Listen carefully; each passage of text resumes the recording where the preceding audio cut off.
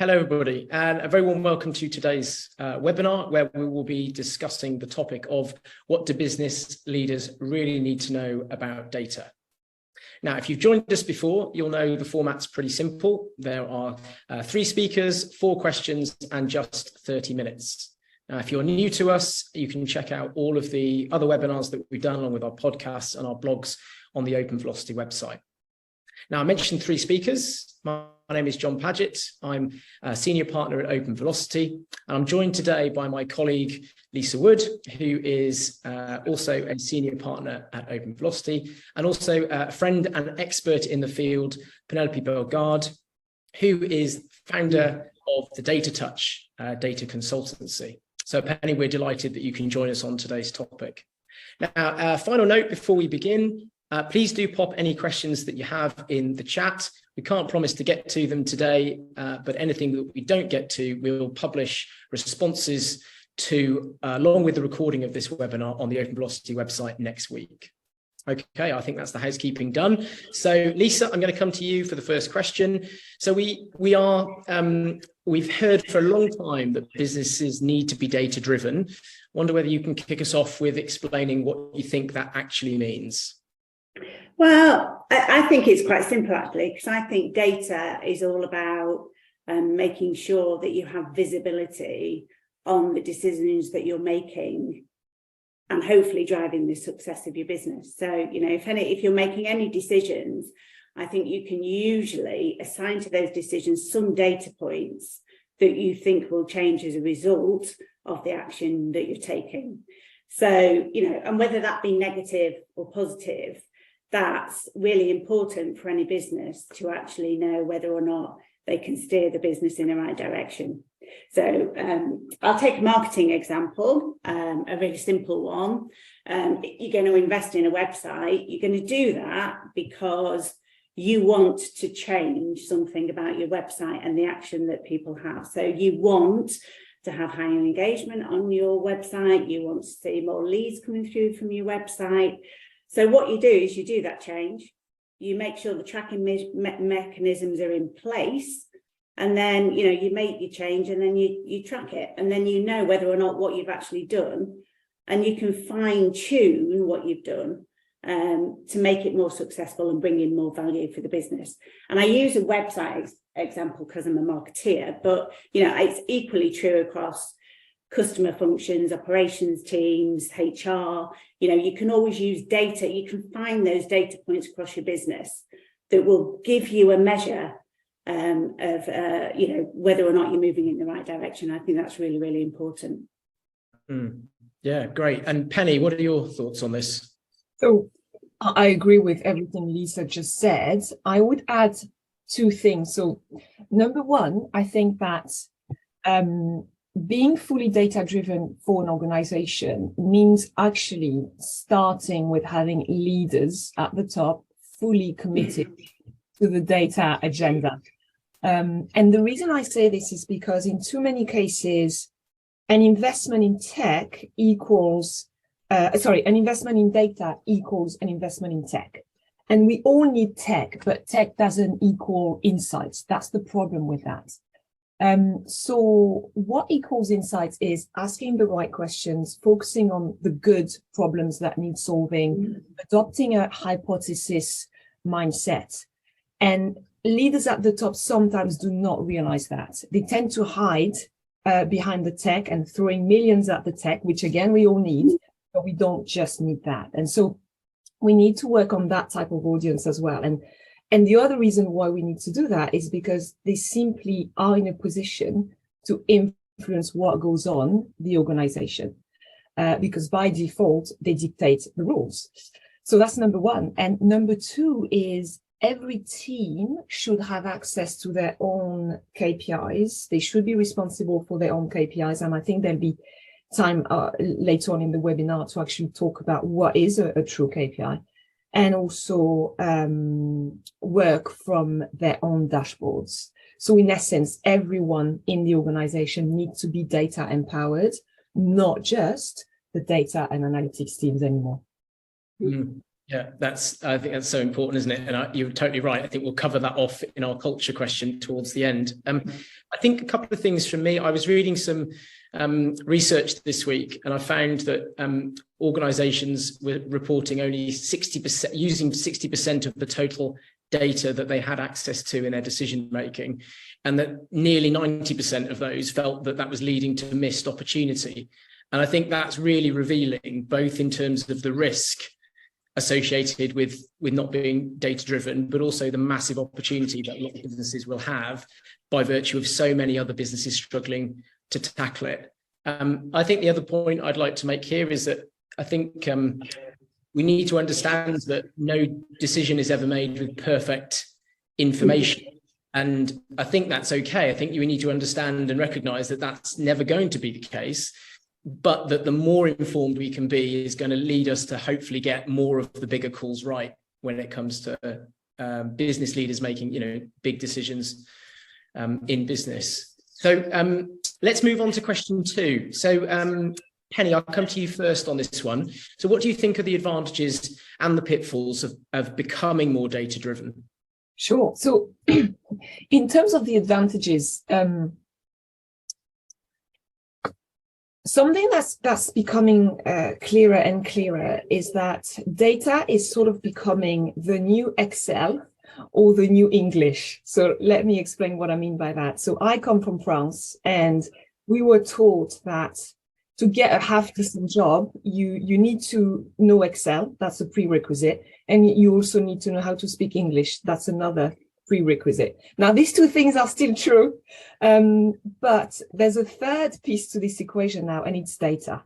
Anyone needs to have a certain degree of fluency in data these days. And we're not talking about turning everyone into a data scientist or into a data analyst, but we're talking about anyone being able to think about a problem with an analytical approach. We're talking about everyone being responsible for their own KPIs, for example.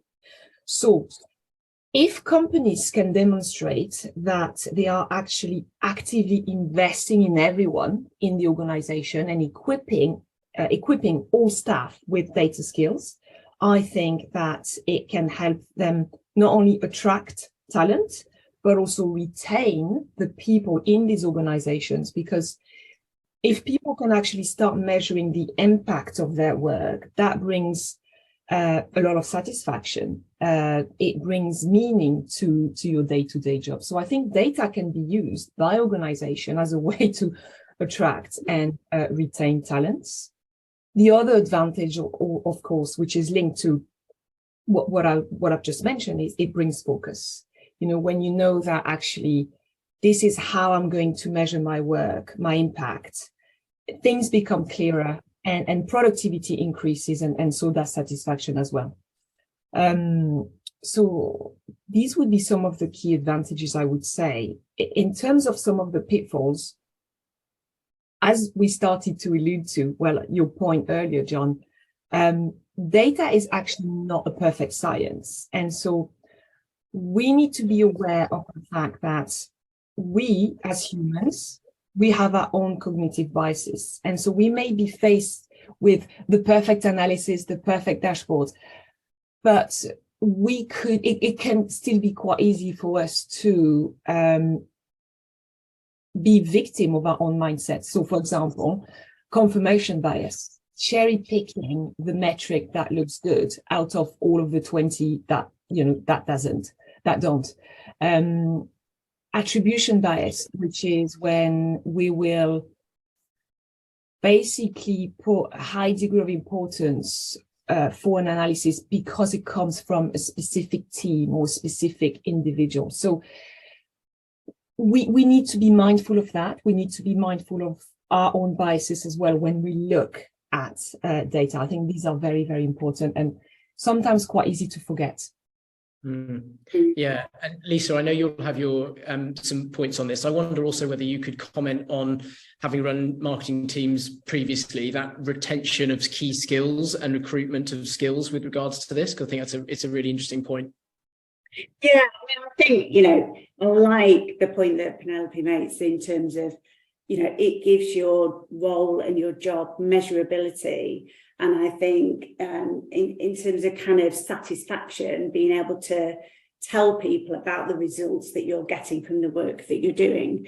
So I think there's, within that, there's a real sort of satisfaction in being able to say what it is that you're delivering and contributing to a business. And if you feel part of that business and part of its success, then you're an engaged person, and allowing people the platform to use that data to talk about their success, I think is super important. I think just other advantages that I would pick up on is, it gives people confidence to make the right decisions. If they can see the metrics going in the right direction, it builds confidence. It can help you know where to invest more money, particularly in the marketing space. The other thing, it can also be early warning signals. So, I think it's really, really important that when you've got data, and, my view on this is don't get too much data, have the right data that is really important and telling you the right things, and keep an eye on it, day to day, hourly by hourly, depends on the metric, but, it'll give you some early warning signals of what's working and what might not be. And great in terms of customer metrics. In my last role, we had customer metrics that, we were getting in on a daily basis. We could tell whether something was going well. I was in the travel business. We could tell whether a holiday was going well for people or not, and whether we needed to step in and put things right, because we have those metrics in front of us. Pitfalls, and I will just build on what Penelope said, is I just think you've got to be very, very mindful that data is hugely rational, and rational decision making is great, but it also, it can be too rational, and the devil sometimes is in the detail, and the data is high level, it's quantitative, and what you sometimes need to do is dig into that qualitative to really understand. So don't take it at face value. Don't use it in tandem with, sometimes you just have gut feels about things. That's telling me something. I don't feel that that's right. And your experience as well, is you've got to use it alongside a whole other, other things that you're using in your day to day. Yeah, and I guess that gut feel is something that I think marketers would feel quite strongly about, the balance of gut feel versus the data. Yeah. But it's the analytics helping to determine the what and the how, but not necessarily the why. Penny, I wonder, before we move on, whether you've got any thoughts you want to share on that. Absolutely. What I tend to say is, for a good piece of analysis should include as many data points as possible. And some of them will be quantitative, others will be qualitative. We need to know, the numbers will tell us what happened and when it happened. We also need to know why something happened. So I am such an advocate of mixing and matching data sources and not neglecting qualitative data sources. Absolutely very important. Yeah. Well, I agree with everything that's been said. I'll throw in maybe one more, which is, I think the setup is, and this is really pertinent because there might be a lot of people watching and listening to this that have their GA4 transition either having started or about to start. I think the correct setup, if we don't get the setup right at the beginning, then the insight that you're going to get when you really need it at the end is going to be flawed. And if we don't get the data right to begin with, then actually we could end up making decisions on flawed data, which is worse than actually using the data in the first place and just using gut feel. So I think there's a lot of people that perhaps are thinking about that now with transition. Obviously, it goes beyond web analytics, but that's maybe what is front of mind for a lot of people at the minute. Okay, so I wonder whether we get to question 3 then. So Lisa, let me come to you. How does a business start to become more data enabled? So I'll start with keep it simple and build your capability So if you are not particularly a data-enabled business at the moment, start to build out your framework. You do need a business that has a clear view on what its objectives and its goals are. And I'm sure, Penny, you'll build on this in terms of KPIs as well. But, you know, you need to know what are the metrics that you want to be able to see. And don't try and measure everything. Make sure that the metrics you're looking at are meaningful in terms of the goals that you're trying to achieve, but also useful. Can you do something with that piece of information? I've had pushback so many times in my career when I've gone to the data guys and said, oh, I want to measure this, this, and this. And they went, well, how are you going to use that data? So, you know, I'd just like to see it. Well, you know, only see it. And they have a very, very good point. Only see it if you're going to use it and you know how you're going to use that data. So, you know, have very clear business objectives, know what it is you're trying to achieve, start to build a framework, start simple, then build in sophistication. And Penny, I guess, given the work that you do at the Data Touch, this is something that you have come across a lot, is trying to get the businesses starting on the journey of data enablement. What do you think on this one? Absolutely. And you know, there are things that any team can start doing. So being very practical. So the way that I tend to approach this is, number one, let's spend some good quality time defining the business questions that you want data to answer, or the problems that you need answering. And unfortunately, this step tends to be neglected because people want to dive into the data straight away because the tech looks so attractive and it's there. It's a huge mistake to avoid, because if you do that, you are quite unlikely to get insights. Let's start with the business objective. Then we define our KPIs. And again, here, the key challenge is deciding what is a KPI versus what is a KRI. So KPI, key performance indicator, versus KRI, key results indicator. So I hear on too many occasions when I ask the question, what's your KPI? I hear sales, I hear turnover, I hear profit. There's obviously nothing wrong with these metrics and they need to be measured, absolutely, but they are results indicators. They are not performance indicators. A good performance indicator is something that you measure day to day or on a weekly basis, but more importantly, something that you know what to do next.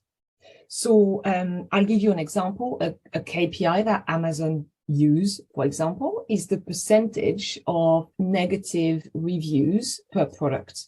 When that number reaches a certain threshold, they just get rid of the product. It doesn't get more actionable than this. And of course, senior management will be looking at turnover and profit. But day to day, in terms of making decisions, we need to focus on narrow metrics that we can take. We know exactly the actions that we can take. The other piece that's important with KPIs is a KPI should be directly linked either to one individual or a team. Again, I hear on too many occasions, so who's responsible for this? Which means no one. Yeah. So yeah. And then finally, once we've done that, it's the crafting of a measurement framework. So the measurement framework will be this document, this living document that will allow data to become part of the day-to-day process. So we know the KPIs that we need to measure. We know where the data is going to come from. We know who's responsible for the KPI and what actions are being taken on the back of it day to day. And we refine it every 6 months or every year when something important happens, when the strategy changes or something like that. It's not a set in stone document. It's a living document, but at least it's the opportunity to make data part of day-to-day operations. Yeah. Okay. So, I mean, I think that's a brilliant definition, and for absolute clarity, I think that's super useful to get that distinction between those two. Yes. Yeah. I wonder, on the enable, starting off, if you're on the road to this and you realize that you need to become more data enabled, Penny, what would be your sort of first couple of tips? I mean, presumably it's speak to someone before you start to commit time and resource. Yes, it's really spending that time of why do we exist as an organization? And so asking these fundamental questions and then worry about, oh, how can data help us do that? So really, let's start seeing data as a mean to an end, not the end. You know, data should be at the service of the organization, at the service of the individuals piloting the organization. Yeah. I guess the key there is we're calling this data enablement, isn't it? It's enabling us to be better in our businesses as opposed to it being the end goal. Yeah. But I'm a little bit conscious of time, and I'm really keen to get to question 4 because I think we'll have some interesting perspective on this. So question 4 is, how can a company's culture support a data-driven approach? Now, we've already touched on a few of the topics that we can maybe get into a little bit more here. Penny, let me come to you first on this one.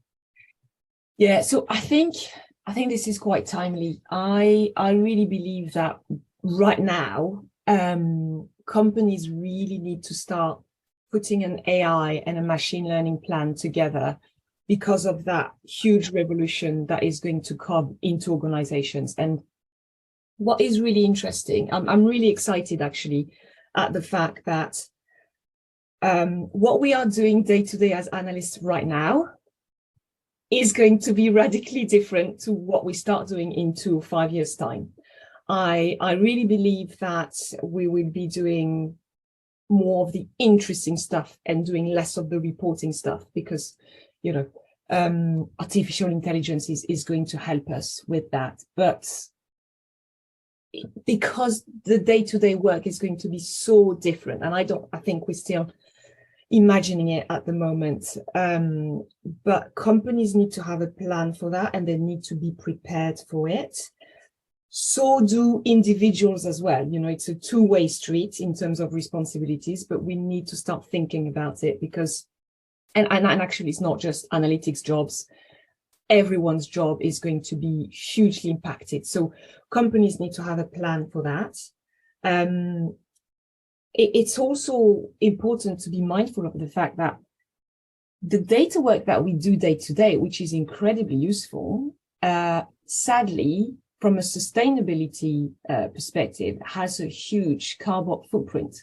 And it apparently, so the cloud is responsible for up to 1.5% of greenhouse gas emissions. And that number is probably underestimated. So we need to be mindful of that, and companies need to be aware of that. And how are they going to manage that? Because the amount of tech, the amount of computer processing power is increasing by the second. And so we have a responsibility on that. And last but not least, the safety that comes with these really, really powerful and sophisticated algorithms. And I think the audience might find it interesting to take a look at the US AI Bill of Rights, which was published in late 2022.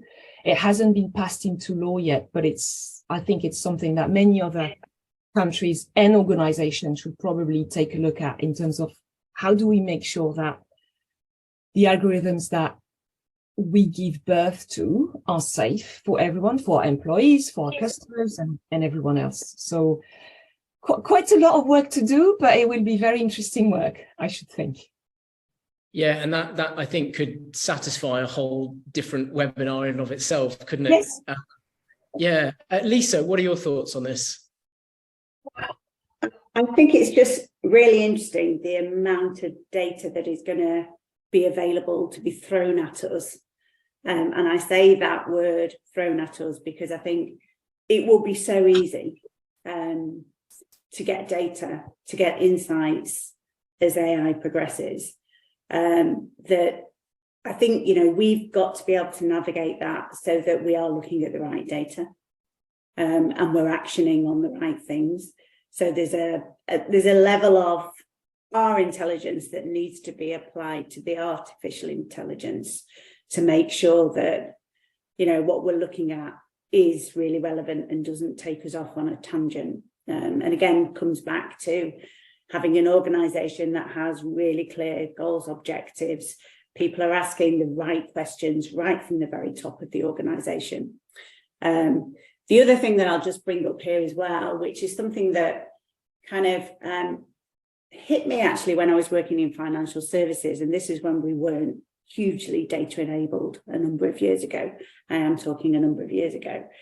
But we had some issues with decision making in organisations at the time, and some of the sort of the training that I got at that time early on has stayed with me, which is you've got to overlay onto the data your own experience and your own lens on taking a well-rounded decision.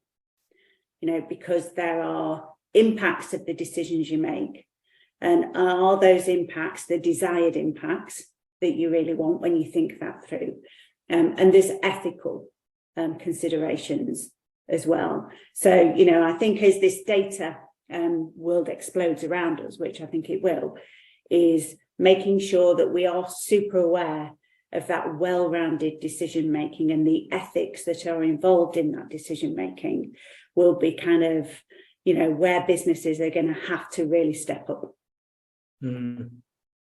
Yeah, and again, that's another big area that unfortunately we don't have the time to dive into. But I would throw in here as well that I think there's a very fundamental requirement for a business and business leaders to demonstrate, which is an openness to be willing to change the status quo of how things are being done and be willing to be shown a different way of doing things.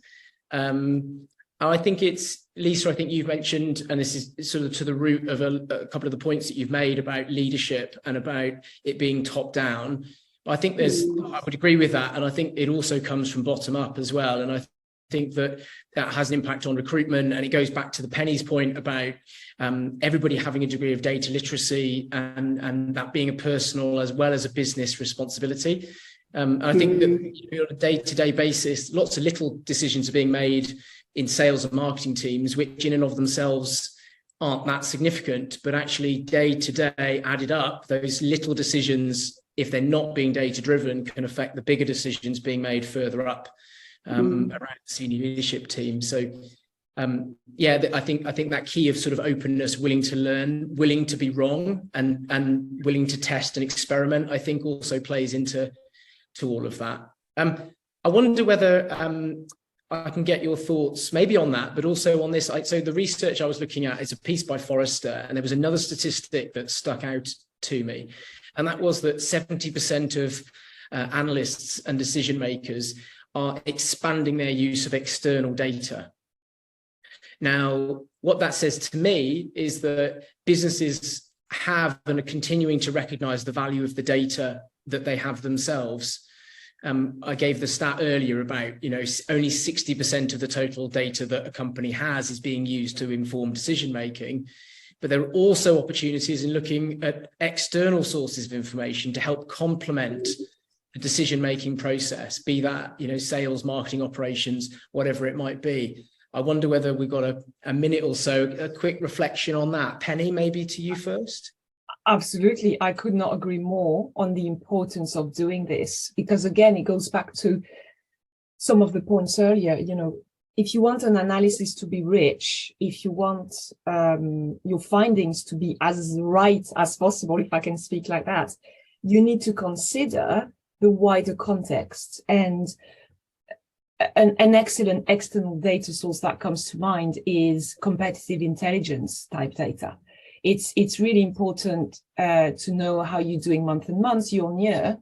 But what about if your competitors are actually doing way better than you are, and that suddenly your 10% increase means nothing if everyone is doing 30%? So Absolutely. We should encourage organizations to look at the bigger picture, and that does include investing in external data sources as well. Yeah, and Lisa, maybe your thoughts finally.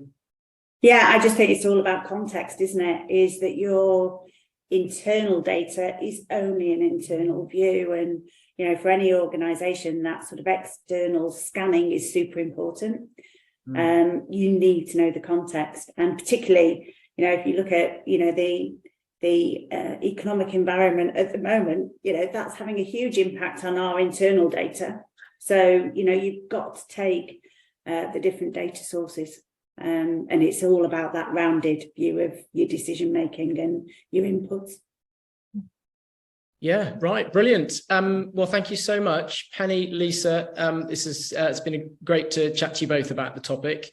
This won't be the only conversation that we have on analytics. I think we're already planning one around the summertime when GA4 switches over, and perhaps one also later in the year.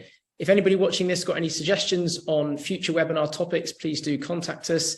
Remember again that you can find this recording as well as all our other content on the Open Velocity website. But that's it for now. Thank you very much for joining us.